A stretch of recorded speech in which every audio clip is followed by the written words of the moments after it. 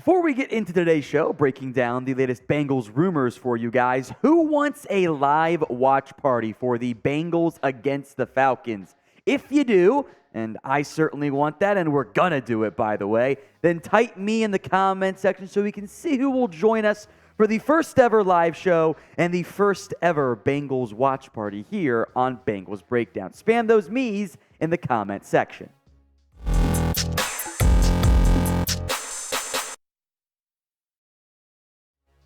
We begin with some trade rumors for the Bengals. So Bleacher Report has named one player on each NFL team that they think should be traded. And they picked Jackson Carman for the Bengals, which I suspect some of you guys might agree with there. It's very clear that Jonah Williams is this team's starter at right tackle. That's his job. He didn't play against the Packers because they didn't play their starters. That's what Williams is, I should say.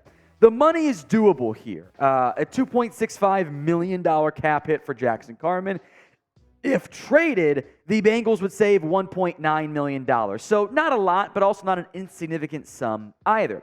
Carman was better last year in the regular season. I thought played better in the down the stretch when he was counted on there. But he still has not been a fantastic football player. He has certainly not lived up to the immense expectations that came along with being a second-round pick. He was supposed to already be a starter for this Bengals team. Instead, he's just fighting to be a backup option somewhere along this offensive line. Now, he played against the Packers and didn't have his best stuff. 0 sacks, 0 hits, that's great. 4 hurries in pass protection. You can't be getting beat every 10th snap and expect to be a viable starter in the offensive line. On the offensive, that's not good enough. I thought he struggled after he was put back in the game later on. The run grade from PFF was really good. I'm not sure I'd buy that given the limited success they had on the ground outside of the one nice Chris Evans run.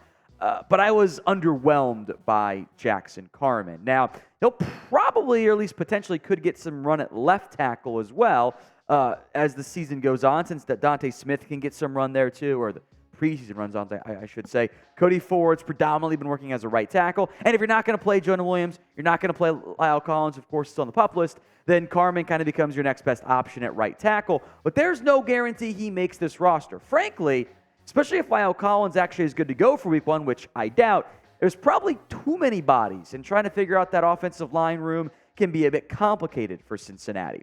So do you want to trade Jackson Carman? Y for yes, N for no. Go ahead and go to the pinned comment and get those votes in. If the ad comes here on YouTube, take advantage of it. Head down there, Y for yes, N for no.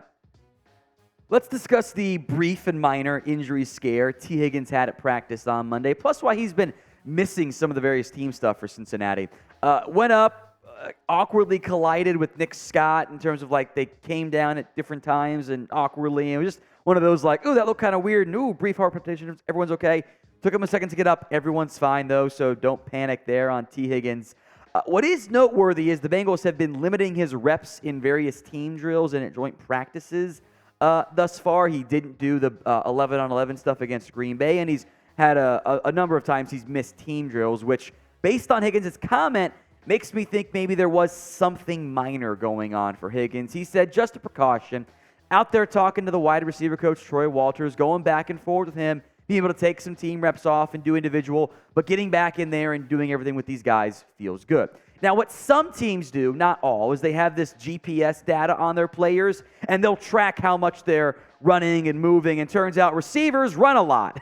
That's kind of how it tends to go, and you'll find that some of the more established players, like, a Higgins or a Chase, will get some breathers to avoid, overworking them and keeping their numbers low to help prevent potential soft tissue injuries there, which, of course, maybe the Bengals are ultra cautious now about following the Joe Burrow injury, but there's nothing to be too worried about there for Tee Higgins. Now, we'll discuss the quarterback stuff, the backup quarterback stuff here, but first, if you want to bet on the preseason, if you want to bet on the regular season, do it with our sportsbook partner, BetUS. Head over to chatsports.com/bet and use promo code CHAT125 for a 125% deposit bonus. That's chatsports.com/bet, promo code CHAT125. The Falcons, who, as we'll get into, during the game for our watch party are set to start or at least play some of their starters. Desmond Ridder, Bijan Robinson, in theory, among them. That's why they're a 6.5-point favorite. The over-under set at 38.5. Bet on the Bengals or maybe fade them at chatsports.com/bet. Promo code CHAT125. Now, your big reason for, potentially fading the Bengals right now is, Joe Burrow's banged up, of course, at the current moment. Trevor Siemian he and Jake Browning are QB 2A, 2B. I think Simeon's turn to get some of the reps with the starters, quote-unquote, this week. We'll see if that ends up being the case or not. There's also Reed Sinnett, but you guys don't want to see him, trust me. Against the Packers, neither guy was that impressive. I would guess Browning was a little bit better, just based on the average, but they both had interceptions. Browning just doesn't have the arm strength. He doesn't have the physical skill set to be a trustworthy player. Trevor Siemian, meanwhile, the accuracy comes and goes. He doesn't have an elite skill set either, but it's a little bit better than Browning's is. Some of the decision-making even is very touch and go at times. Hopefully one or both of these guys plays better, because honestly, you would think they'd be getting better and better with more reps with Burrow out. I am not sure that's the case so far. Now, our next goal is 4,000 subscribers. We are 400 away. I would love to get there and eventually pass our Ravens channel and pass our Browns channel as well. Hit that sub button for more free Bengals videos, watch parties, and more all season long. Let's talk free agency now for Cincinnati. As Bleacher Report named the Bengals the best landing spot for cornerback Anthony Brown. Now, the argument was predominantly based on Chidobe Awuzie being not ready for week one because he hasn't been practicing, and they took a Zach Taylor quote, and I thought we're really reaching with it in terms of where Awuzie's at in the process. He's not on the PUP list.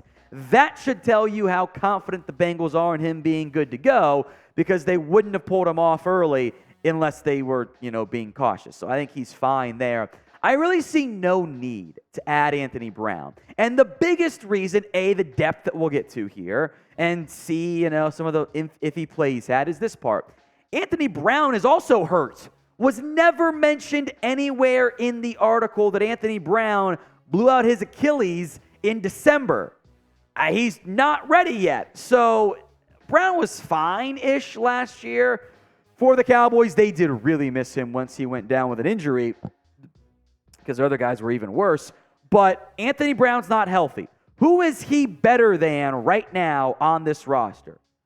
I would rather play DJ Turner. I wonder if with Jalen Davis not playing that much against the Packers, if that's a sign that he's going to be a key part of this team on the 53-man roster. There's Sidney Jones. There's Allen George. There's DJ Ivey. We just named 7 corners, not to mention 8 corners plus Marvell Tell III. I don't think corner is actually that big of a need for Cincinnati. So I feel like that was just a miss, unfortunately, from Bleacher Report. So name a free agent, any player, any position, who you guys would like to sign. Could be a corner if you want. Maybe you want to go try to find a quarterback. Maybe you always want some more O-line depth. Maybe there's a running back out there who can be a better pass protector. We'll see if we get Travion Williams this week. Sound off for me in the comment section. One last note here on the Joe Mixon trial. This is going to extend into Wednesday.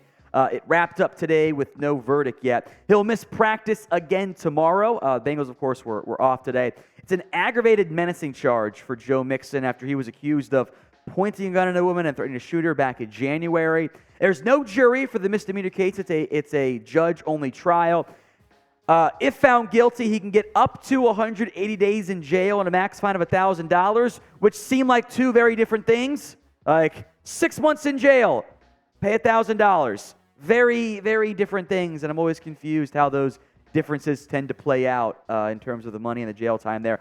Even if Mixon's found guilty, I highly doubt he'll be serving 180 days in jail for the aggravating menacing charge. It's going to continue tomorrow. We'll see if we get a verdict at some point soon. And then, of course, potential NFL discipline could come down the pipeline. So we'll see what happens there for Joe Mixon.